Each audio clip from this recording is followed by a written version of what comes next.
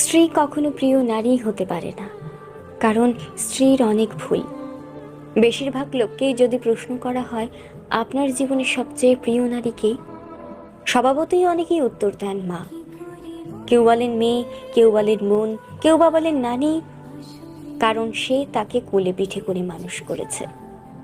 এমন অনেকগুলো সম্পর্কের কথাই উঠে আসে, খুব অবাক লাগে।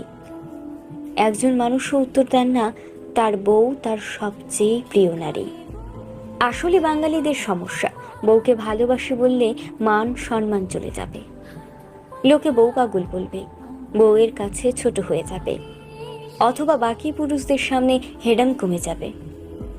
এমন একজন মানুষও কি নেই যার হাসপাতালে বেডের পাশে নির্ঘুম রাত কাটিয়েছে তার স্ত্রী, অথবা একসাথে জীবনের যুদ্ধটা করবে বলে বাবার বাড়ির অভিজাত্যকে দূরে রেখে স্বল্প বেতনের ছেলেটার হাত ধরে বাবার বাড়িটা ছেড়ে এসেছে।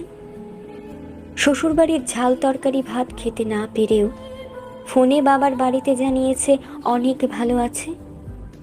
নাকি নিজের বিছানা, মায়ের রান্না, জন্মের পরের বাড়িটা সব ফেলে আসা অনেক সহজ, যার কারণে বউ কখনো প্রিয় নারী হবার যোগ্যতা রাখে না।